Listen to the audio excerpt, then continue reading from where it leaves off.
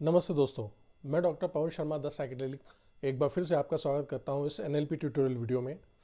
दोस्तों, हम लोग एनएलपी के बारे में हर बार हर वीडियो पे बात कर रहे हैं और उसके लिए अलग अलग चैप्टर्स लेकर आ रहे हैं आपके लिए, जिसमें हम आपको नई नई बातें बता पा रहे हैं कि एनएलपी क्या होता है, किस तरह से यूज़ होता है, किस तरह से हमारी लाइफ में वो काम आता है।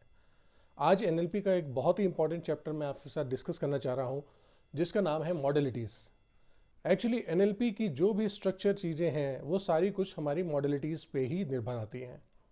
जैसा कि मॉडलिटीज़ को हम कहते हैं रूपरेखाएं, यानी हर वो चीज़, हर वो स्ट्रक्चर, हर वो घटना, हर वो इवेंट जो आपके पास ऑलरेडी अभी आपकी लाइफ में है, उसकी मॉडलिटीज़, उसकी रूपरेखाएं क्या है। यदि आप उस रूपरेखाओं पे काम करना शुरू कर देंगे तो उस अनुभव से जुड़ा हुआ सारा कुछ आपका इमोशन, अनुभव, वो सब कुछ बदल जाएगा। मॉडलिटीज़ आखिर है क्या चीज़?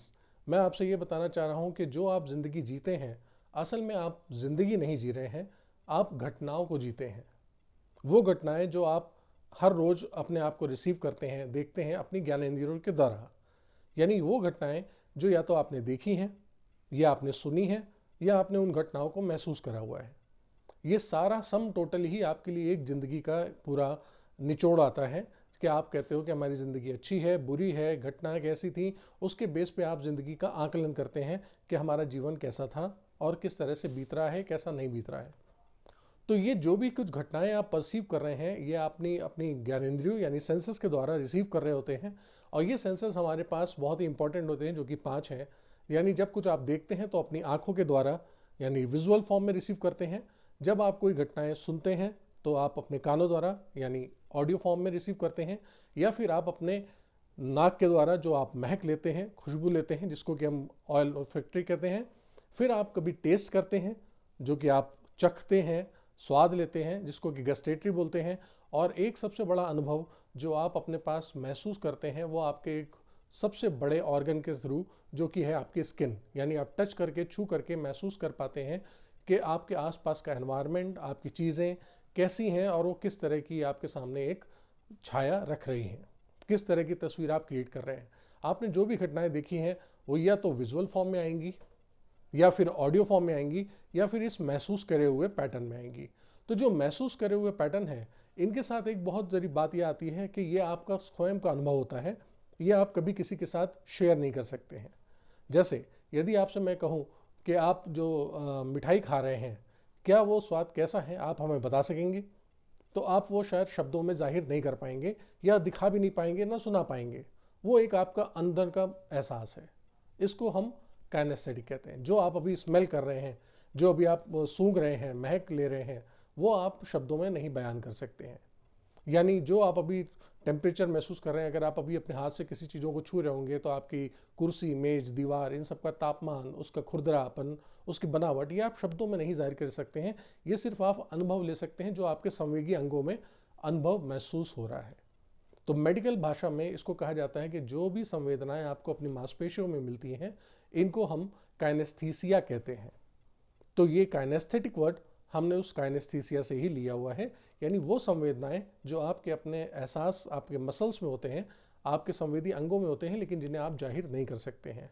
जो आपने विजुअल फॉर्म में यानी देखा होगा, वो कहीं ना कहीं आप किसी को दूसरे को दिखा भी सकते हैं, उसका एक संदर्भ किसी को दे सकते हैं। जो आपने सुन रखा होगा, ऑडियो फॉर्म में होगा, वो आप किसी न किसी को सुना भी सकते हैं और जाहिर भी कर सकते हैं। लेकिन जो चीज़ आपके पास काइनेस्थेटिक फॉर्म में है, वो आप किसी को भी जता नहीं सकते या बता नहीं सकते, वो सिर्फ आपका अंदरूनी एहसास है। तो अगर मैं आपसे ये कहूँ कि जिस तरह से हम किसी के साथ बात करते हैं, कम्युनिकेशन करते हैं, चीज़ें एक दूसरे तक पहुँचाते हैं, तो उसका मीडियम, उसका साधन क्या होता है? तो वो सारा साधन और सारा मीडियम ये आपकी संवेदनाएं ही हैं। आप या तो किसी को दिखा करके कुछ जता सकते हैं, या देख करके आप सूचनाएं ले सकते हैं, या किसी को कुछ बता करके सूचना ले सकते हैं, या किसी को बता करके सूचना दे सकते हैं, या फिर आप महसूस करके या दूसरे को भी वही महसूस करा करके आप अपनी सूचनाएं दे सकते हैं। तो इन तरह से जब आप कभी सूचनाएं परसीव करते हैं यानी ग्रहण करते हैं, तो आपका ब्रेन इन्हीं पैटर्न्स में, इन्हीं तरीकों से कोई भी इंफॉर्मेशन आपके पास लेता है। तो अगर हम आपसे ये कहें कि वास्तव में हम हिंदी में भाषा बोल करके, इंग्लिश में भाषा बोल करके, या किसी और भाषा में एक दूसरे को जब हम संवेदन करते हैं, हम संप्रेषण करते हैं, एक दूसरे को बात करते हैं, तो वो एक हमारी भाषा होती है। इसी तरह से अगर हम देखें तो हमारे दिमाग की अपनी एक भाषा है जिससे वो सारी दुनिया के संदर्भ घटनाओं को ग्रहण करता है।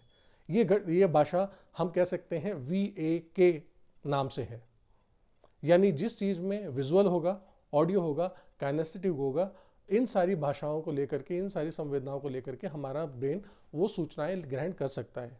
अगर कोई भी सूचना आपके पास इससे परे है, जिसमें विजुअल नहीं है, ऑडियो नहीं है, काइनेस्थेटिक नहीं है, तो ऐसी कोई भी सूचना आपका दिमाग आपको ग्रहण नहीं करके देगा।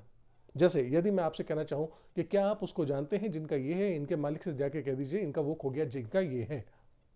मैं एक बार फिर से दोहरा देता हूँ, क्या आप उनको जानते हैं जिनका ये है, इनके मालिक से जाकर के कह दीजिए इनका वो खो गया जिनका ये है।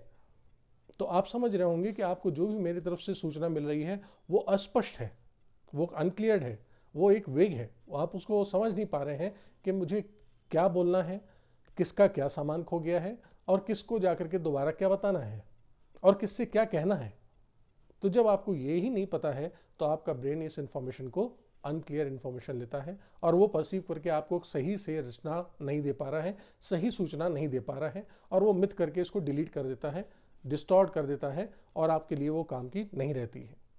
तो इस तरह से जो भी आपने अभी तक घटनाएं ग्रहण करी हैं जीवन में, जो भी आपके साथ घटनाएं घटी हैं, वो आपने इन फॉर्म्स में ली है जिनको कि हम लोग वीडियो, ऑडियो और काइनेस्थेटिक यानी VAK कहते हैं। तो ये आपकी मॉडलिटीज़ होती हैं, यही रूपरेखा होती हैं और इन्हीं रूपरेखाओं से जुड़े ही आपके पास सारे जीवन के संदर्भ हैं। आप अगर बचपन से लेकर के आज तक की कोई भी घटनाएं लें, जिसमें से सारी घटनाएं ऐसा हो सकता है कि आपको प्रेरित करने वाली हों, कोई ऐसी घटनाएं होंगी जो आपको उदासीन बना देती हैं, कोई घटनाएं ऐसी हैं जो कि आपको तुरंत मोटिवेट करके आगे बढ़ने को प्रेरित करती हैं, कोई घटनाएं ऐसी होंगी जो आपको तुरंत डिप्रेस कर देती है, आपको गिल्ट महसूस कराती है और आप आगे नहीं बढ़ पाते हैं। तो उन सारी घटनाओं में यही स्ट्रक्चर होता है, यही मॉडलिटीज़ हैं। और जब आप उन मॉडलिटीज़ को निकाल देते हैं तो उन मॉडलिटीज़ पे काम करके आप NLP के माध्यम से उसका स्ट्रक्चर बदल सकते हैं। और जैसे ही वो स्ट्रक्चर बदलता है तो उस घटना से जुड़ा हुआ आपका अनुभव, उसका इमोशन वो बदल जाएगा। वो हो सकता है आपके पास रिसोर्सफुल ना रही हो, लेकिन अब आप उसे रिसोर्सफुल बना सकते हैं। वो किस तरह से, वो आप सब मॉडलिटीज़ पे काम करके कर सकते हैं। सब मॉडलिटीज़ पे हमारा अगला वीडियो मैं आपको अभी जल्दी ही पोस्ट करूँगा, आप देख सकते हैं। उम्मीद करता हूं कि ये मॉडलिटीज़ का टॉपिक आपको पसंद आया होगा। अगर कुछ और टॉपिक पर चाहें तो आप हमें नीचे कमेंट सेक्शन में लिख सकते हैं, लाइक कर सकते हैं, शेयर कर सकते हैं और सब्सक्राइब करें, तो आपको NLP के बारे में बहुत सारी डिटेल मिलती रहेगी। मैं अगले वीडियो में जल्दी ही आपके लिए NLP की सब मॉडलिटीज़ का वीडियो लेकर के आ रहा हूँ, जिसमें आपको हम इस मॉडलिटीज़ के बारे में और एक्सप्लोर करना और ज़्यादा इसको साथ काम करना बताएंगे, जो कि आपके लिए बहुत लाभदायक होगा। उम्मीद करता हूँ आपका दिन अच्छा हो और आप स्वस्थ रहें, खुश रहें। नमस्कार।